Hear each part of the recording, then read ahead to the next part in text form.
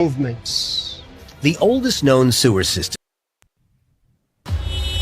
On average, a healthy human produces between 100 and 250 grams of waste each day. To manage this universal need, the modern world has embraced innovation, none more celebrated than 6-liter flush toilet, a symbol of sanitary triumph in the industrialized age. We have endless names for it. The loo, the commode, the water closet, the chamber pot. But behind these names lies a hidden truth. Squatting isn't primitive. It's powerful, it's efficient, it's anatomical, it's natural. I am saying and declaring that the current toilet design is wrong.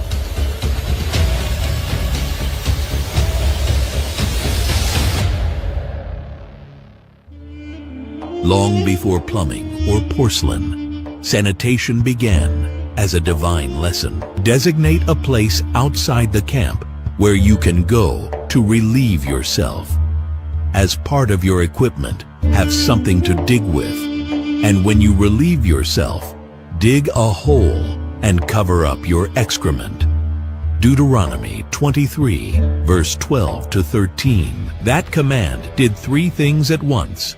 It kept the camp clean, it stopped disease, and it positioned the body correctly. He's showing them what position to assume when they defecate, because he told them to dig the ground. Squatting, not sitting, for complete elimination. Aha! Okay, can you see that position? Thank you. Stand up. Now, that's the natural position that he was teaching them how to defecate. Why did he do that? He could have given them another way, right? He could have made them do it any other way. But he says, that's the way. What medicine today calls ideal anorectal alignment, Scripture described thousands of years ago. This position aligns the rectum with the anal canal, relaxing the puborectalis muscle. It helps to straighten the anorectal angle, which facilitates smoother bowel movements. The oldest known sewer systems can be traced back to 2600 BC, when the Indus Valley civilization connected latrines to primitive street drainage systems. Ruins from the ancient city of Ephesus in modern-day Turkey show that the Romans were big fans of communal toilets.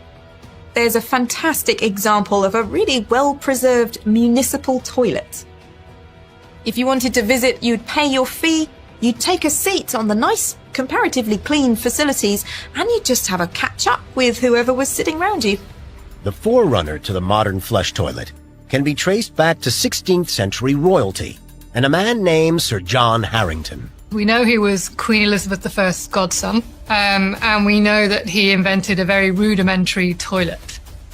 Harrington's toilet came equipped with a cistern, seat, and flush handle, and was rumored to have been used by Queen Elizabeth herself. But the design never caught on. Some believe this was because it caused a royal stink. The problem was that the pipe connected the toilet directly to the ground below. Its poor design allowed the odor from one's poop to travel back up. Over the next century, various versions of the water closet were introduced across Europe, but the issue of backflowing noxious gases remained. It wasn't until 1775 when a watchmaker named Alexander Cummings adapted a key plumbing feature that flush toilets began to go mainstream. One of the things he worked on was perfecting the plumbing of the flush toilet at the time. So he created something called an S-bend, which is exactly what it sounds like. It's a pipe in the shape of an S. Connected to the underside of the toilet bowl, the S-bend allowed water from the flush to rest in the pipe, thus creating a seal or trap that prevented odor from emerging. The global toilet market was valued at approximately $8.3 billion in 2021 and is projected to reach $17.3 billion by 2031. with an expected compound annual growth rate of 7.6%. In 2013, the United Nations adopted November 19th as the World Toilet Day. I want to talk to you today about toilets. The Bill and Melinda Gates Foundation committed approximately $400 million to reinvent the toilet. So the toilet is designed to work in low-income cities where there are no sewers, so it needs to work without access to water or electricity because those are often scarce in those areas. These toilets have been installed primarily in less developed nations, designed to process human waste with little or no water. Central to this system is the Omni Processor, a machine that converts human waste into drinkable water. It's water. While promoted as a life-saving innovation, this method poses serious health and safety risks. The process can leave behind chemical and biological contaminants, generate toxic byproducts, and depends on fragile systems of monitoring that many regions cannot sustain. Today, one of these machines operates in Dakar, Senegal, under a project by the Bill and Melinda Gates Foundation, presented as a philanthropic initiative to save lives and reduce disease in the world's poorest regions. In several countries, governments have enacted laws and initiatives to eradicate squat toilets, stating that it's undignified and unsafe. In Zimbabwe, in the town of Hwange, the local board issued notices requiring households to replace squat toilets with sitting toilets, with fines for non-compliance. You know, today's toilets, you only sit on them like a chair, right? So it's convenient. It's part of the problem in today's world. This is how you go to toilet today. Not good for your body. I am saying and declaring that the current toilet design is wrong. Toilet architecture is standardized globally to mimic a chair, because to the designers, sitting symbolized refinement and class. These toilets are built at fixed heights. The higher the seat, the more acute the hip angle, and the greater the strain on the abdomen. Modern comfort height toilets, 17 to 19 inches tall, make it even worse, widening that angle further. The angle in which you sit can have a huge impact on your colon. When you're sitting with your knees lower than your hips, it creates a kink in your colon. Imagine trying to slide down a slide with a big old bump in the middle. This is the reason they're having piles, hemorrhoids, and then they start struggling, making it hard to come out. They sit in the toilet for 30 minutes, 45 minutes, 1 hour, and they're struggling. And the thing is not coming out. Then they start calling Jesus. So piles is a condition where the blood vessels gets bigger. Yeah, bigger. Okay. What can this dilated blood vessels do? What are the complications? See, grade 1, okay. The pile is inside. Grade 2 means the pile will come out of the anal canal and go in. They can actually see a growth outside. It will come out and go in. Grade 3 is it will come out. It will not go in. They have to push in the hand. I've seen that as well. Grade 4 is it will come out completely. Even if you push, it doesn't go inside. That is the time you lose battles in life. So, you said complications.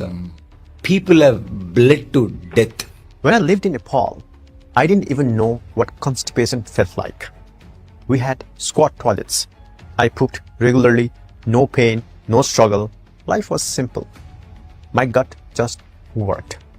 But when I moved to the US, everything changed. The first time I got constipated, it was confusing. Then came the hemorrhoids, the itching, the pain. What had changed? Sure, my diet, my stress, my schedule, but also my toilet. I had gone from squatting to sitting. Straining during bowel movement places immense pressure on the spine, tensing both the abdominal and back muscles. Over time, this constant effort leads to muscle fatigue, stiffness, and pain that can radiate throughout the body. Learn patience. Patience in the toilet. Yeah, I'm telling you. Yes, because these are things that the Spirit of God has guided me to tell you that fast pushing you are trying to do. Listen, all that force you're trying will give you problems. Train children not to hurry. Train them. In severe cases, excessive strain can cause complications such as fecal impaction or even cauda equina syndrome, a serious condition marked by intense back pain that demands urgent medical care. Fecal impaction. It's a severe form of constipation where a hardened ball of stool blocks the rectum so that regular stool cannot pass through. Now, these stool balls are routinely the size of a softball. In some cases, I've seen them grow the size of a volleyball. Treating fecal impaction involves a very pleasant inserts a gloved, lubricated finger into the rectum to scrape away at and break up the hardened stool until it is in small enough chunks that it can be removed manually. The spinal cord ends at L1 and it sends these strands that come down that look like a horse's tail, or I like to tell patients it looks like strands of spaghetti that come down after L1. And these nerves go through the buttock and down the legs, and we call it cauda equina because cauda is for tail, equine is horse, and somebody thought, well, let's name it cauda equina because it looks like a horse's tail. So cauda equina syndrome is when there are symptoms from compression of the nerves that go down the buttock, the leg, and also that feed the bladder, the bowel, and give you sexual function. So what are the 5 symptoms? The first is either one-sided or two-sided buttock and leg pain or sciatica that goes all the way down the leg. Sometimes it's accompanied by leg weakness. Patients may have a foot drop. Number 2, saddle anesthesia. So the nerves S2 to S5 give you sensation around the anal region, the vagina, the scrotum, that saddle area. So if you have numbness or lack of sensation in that area, that is indicative of cauda equina syndrome. Third is sexual dysfunction in men, difficulty having an orgasm, as well as an erection.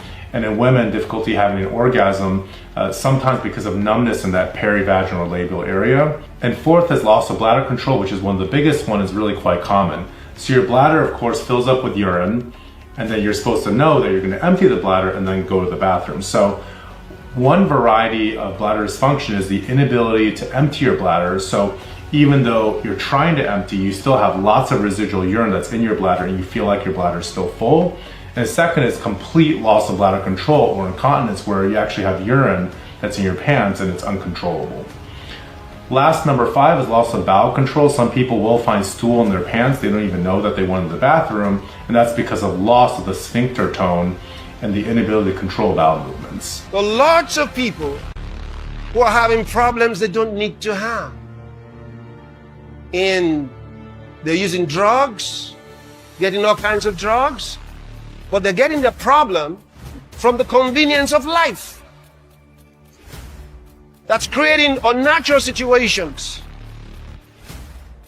that they really can't have the comfort of life that they expected. Diverticulitis, trapped stool from straining, can lead to infections in small pouches, diverticular, that form in the colon wall. Diverticulitis can occur in any part of your colon. Left colon, right colon, even sometimes the transverse colon. But the vast majority of diverticulosis occurs in the sigmoid colon, and that's why the vast majority of diverticulitis occurs in the sigmoid colon. Since the sigmoid colon lives in your left lower part of your abdomen, that's typically where the pain starts. It can also be associated with a fever and changes in your bowels, like diarrhea or constipation. But the reason that diarrhea can occur with diverticulitis is the swelling that develops in the wall of the bowel from the inflammation can narrow the passageway and prevent only liquid going through, or sometimes can get so narrowed that it doesn't let anything go through, and that's why people feel constipated. Another thing that can occur is pain when you urinate, because that sigmoid colon lies against the bladder, so sometimes it pushes against it when it gets inflamed. So that's an uncomplicated attack of diverticulitis. Does that mean there's a complicated attack of diverticulitis? Unfortunately, yes. And let me say, I hope you never get that. But that occurs when that diverticulum ruptures and releases air or fecal material into the abdominal cavity. Now, if that happens and you're lucky, the abdominal organs or the fat in your belly walls it off and prevents it from spreading. This creates what's called an abscess. Now, if you're unlucky, that ruptured diverticulum spreads throughout the abdominal cavity, doesn't get walled off, and patients develop what's called peritonitis. This typically requires emergency surgery, which involves washing out the abdomen, cleaning out the infection, and removing the ruptured part of the bowel. An anal fissure, a fissure. No, what does that mean? It's literally a crack in the skin or the lining of the very outside of the anus. And it happens very commonly. It happens mainly because patients have hard stools. And it literally can crack the skin. That exposes the muscle, and the muscle goes into spasm. And it's a cycle. The fissure causes a spasm, the spasm keeps it from healing. In severe cases, prolonged straining can cause part of the rectum to protrude outside of the body. Statistics reveal that roughly 3/4 of adults suffer hemorrhoids at some point, and the average person spends about 3 years of life on a toilet. That's over 1 hour and 42 minutes per week. And 1 in 4 adults suffers chronic constipation. The modern design, though convenient, has subtly altered human physiology.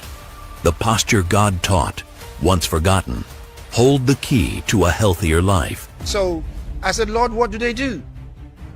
He said, tell them now to get as close as possible to the natural way. How can they do it as close as possible? Okay.